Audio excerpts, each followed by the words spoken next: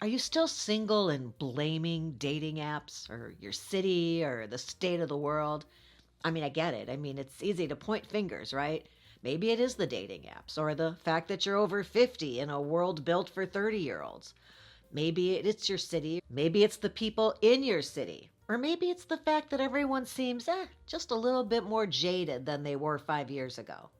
Whatever it is, you're not alone in feeling like something's off. But today we're not just going to shrug and say, well, dating sucks now. No, we're going to put this whole mess under the microscope. We're going to figure out what's actually going on and, more importantly, who's really to blame. If that's at all interesting or intriguing, I hope you'll stick around because that's what's on the agenda.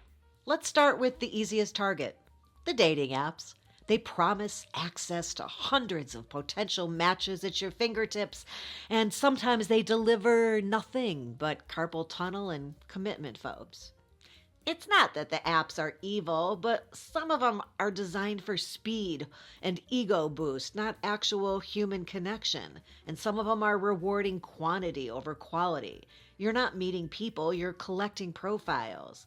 And if you're over 50, it can feel like you're playing a game where the rules were written by 25-year-olds with a ring light. Still, as much as we love to blame the apps, they're not the villain. They're just a tool. You don't blame the hammer when the bookshelf falls apart. So if you're going to use them like a grown up. Update your photos, write something real, and don't swipe when you're bored. Swipe when you're feeling really present. That's when connection could actually happen. The apps might be glitchy, but the culture behind them, well, that's where the real breakdown actually starts. We're dating in a world that celebrates independence but avoids intimacy, where situationships have replaced real relationships and vulnerability gets treated like it's contagious. For those of us over 50, it can feel like we've been dropped into a dating scene built by people who think feelings are optional. It's casual everything, casual sex, casual interest, casual ghosting, casual Friday. And that leaves the people who want something real feeling like they're asking for too much. But the solution isn't to match the culture's energy, it's to raise it. You set a different tone by being honest, showing up with clarity, and communicating like an actual adult. No one's saying you have to overshare, but a little depth goes a long way in a shallow room. Let's be honest, some of us are dating like it's already doomed. You walk in expecting it to suck. You've been through enough nonsense that you start pre-rejecting people just to protect yourself. And then you wonder why it never feels good. That energy, oh, it's so heavy. And whether you say it out loud or not, the other person can feel it. Mindset isn't about delusion, it's about possibility. If you've stopped believing that dating can lead to anything good, it won't. But if you can shift even a little, even if you can show up with curiosity instead of caution, you create space for something different to happen. You don't need to believe in magic. You just need to stop bracing for disaster. Nobody loves this part, but sometimes it's us. Maybe you're saying you want something serious, but chasing emotionally unavailable people. You know those red velvet ropes at a club or a restaurant?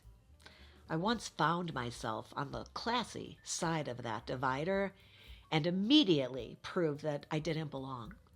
I tried to casually hop over it on my way to the ladies' room and instead, full body, full marble floor, faceplant.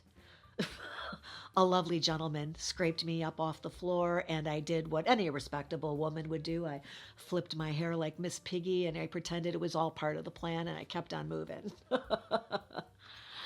That's pretty much the vibe around here, too. If you can pop back up, dust yourself off, and hobble off with a belly laugh, then you're definitely in the right place. And channel membership is meant for you. There's a button down there. No, down here. There, right to the left. No, too far left. Maybe you're showing up guarded and expecting somebody else to break through your walls. Maybe you're repeating old patterns because they're familiar, not because they're working. We all have blind spots, but the minute you're willing to at least see them, that's when real change can happen. You don't need to be perfect, you just need to be aligned. So start dating like somebody who actually believes they're ready, not just somebody who's lonely. That shift changes everything. Notice what feels like chemistry, but always ends up in chaos. That's your old pattern whispering. You don't need to chase it, you need to name it and then date really differently. If you've been single long enough, especially after a divorce or a disappointment, your confidence takes a hit. You start wondering if something's wrong with you. You start comparing yourself to the past version of yourself or to strangers on the internet who don't even exist outside their filtered selfies.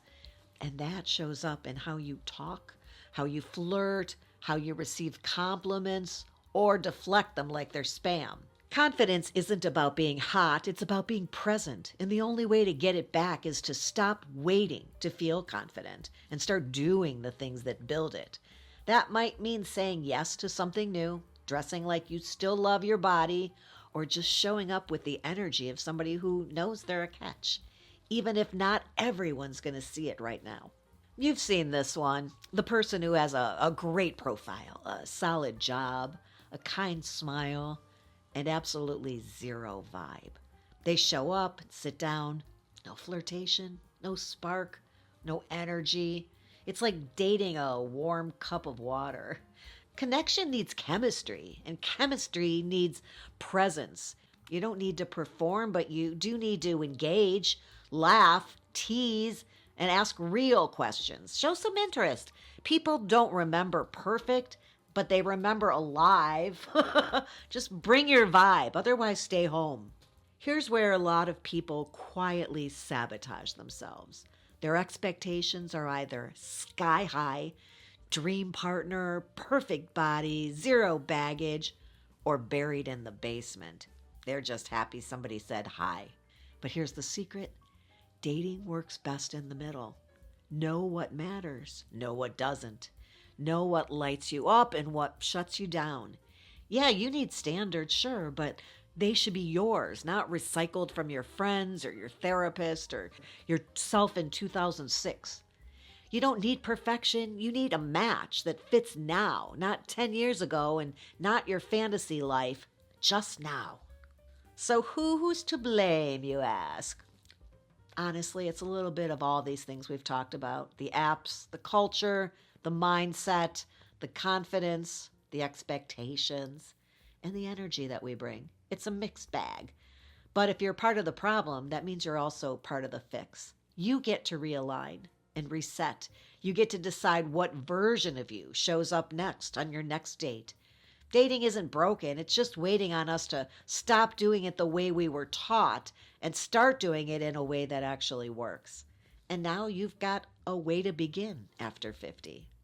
I hope you found that interesting or helpful. If you did, you might want to check out this episode, Dating After 50, 7 Essential Tips for Starting Over. Hey, before you go, please give Mom the thumbs up. She's asking for support, and her Spanx are already off for the day.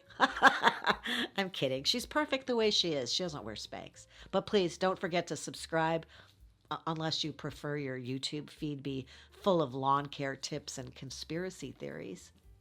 I appreciate you hanging out with me today. And until next time, have a good one.